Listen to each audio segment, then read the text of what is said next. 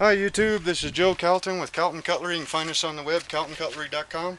Um, I wanted to shoot a video on my first fish finder.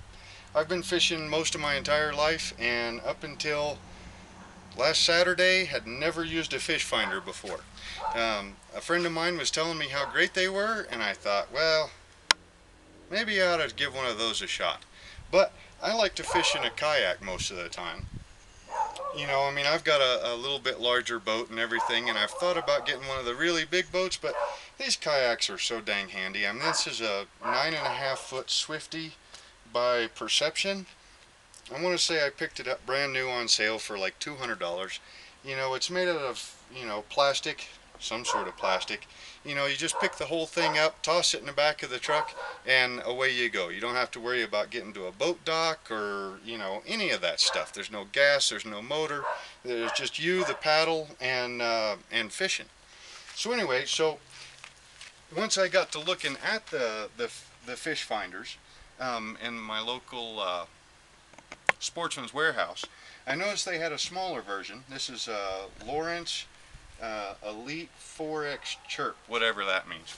It wasn't the cheapest one they had. They were out of those, but this was a display model, so it was on sale for quite a bit less.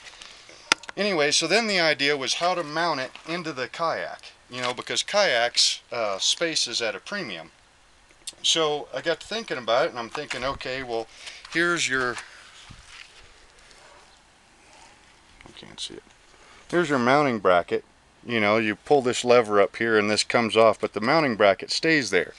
And I'm thinking, well, these kayaks, they get beat up. I pick them up, toss them in the truck. Sometimes they're upside down when I store them, behind the shed when I'm not using them. So I came up with this idea. Went to Walmart, picked up this Plano shot shell box. They had two sizes. This is the one that seemed to be about the right size.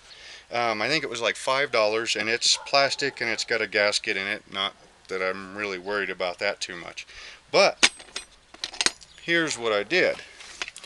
So I drilled the holes for the bracket in the top of the box, mounted the bracket to the top of the box, drilled a hole in the back for the power cord to come up and plug into the unit.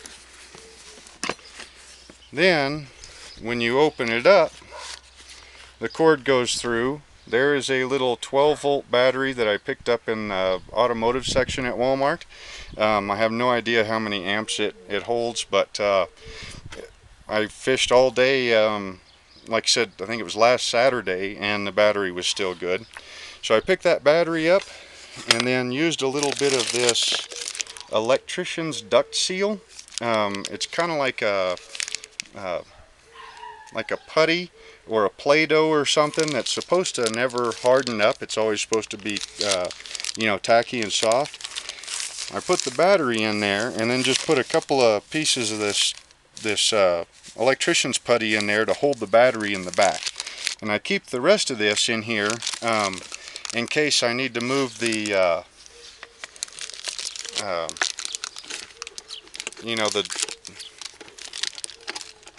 the thing that transducer, that's what it is, the transducer. So anyway, so this sets right down in the kayak, right in between my legs, and it doesn't mount to anything. You disconnect the port for the transducer, pull the whole box out. You can adjust it still, to whatever angle you need it from the sun. So that was the easy part.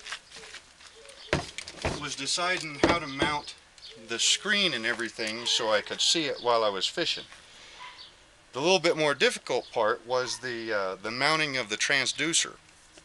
Now I'm not going to dismount that transducer because I had a heck of a time getting it in there.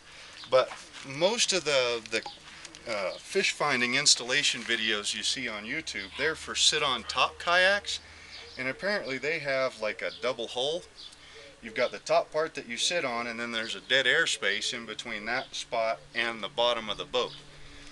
I didn't see a single one on how to mount it in a sit-inside kayak, which I like better because, you know, it's windy here in Wyoming, and a lot of times those waves get kicked up, and you know, you like to be inside the boat. But anyway, you take this duct seal, and there was a fellow that made a video on how to do this, and you make a rope out of this stuff. You know, you just grab some of it. This is on a smaller scale, of course. You roll it into a rope like that, and then you lay it in the bottom of your boat around like so, and then press it down into the plastic, and you're trying to make a dam so that the transducer fits inside of that, and then you fill this up with water right before you go put your boat in the water, and then the transducer mounts just like that. You can peel it back up. It doesn't, like I said, it doesn't harden up. Apparently the guys on YouTube are saying that the epoxy that they say in the instructions on how to mount these things, with the temperature changes and everything, that epoxy will finally turn, you know, let loose. This stuff, if it does fail, you know, you keep some of the some extra around, and then make another little dam, put it in there. So what I did was, and you're probably not going to be able to see this. Well, no, I'll grab the camera if you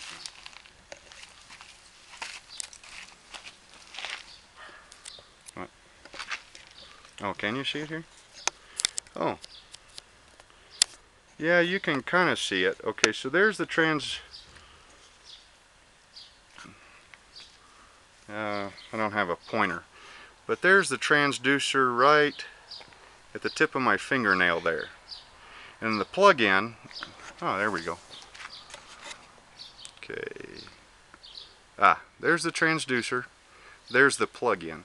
What I did, I'll get you up a little bit closer. Probably going to be sideways to get you down in there. Okay, so that right there is the transducer sitting inside that dam of electrician's putty. Now the cord runs all the way towards the, remember this is the front of the boat, runs up towards that piece of foam in there that's, I think it's to help the nose stay rigid. Anyway, it goes underneath it and then comes out around top, and then they gave me like 20 feet of the cord that came. And so I just balled it up and zip tied it to the footrest support. And then this part right here, you know, it just comes out and it just kind of lays there, you know, when I don't have the fish finder plugged in. So you just drop your box in, grab a hold of your connection, plug it into the back here, get into the boat, get it into the water, turn the unit on, and away you go. You can move it up forward, and then I usually have my fishing pole,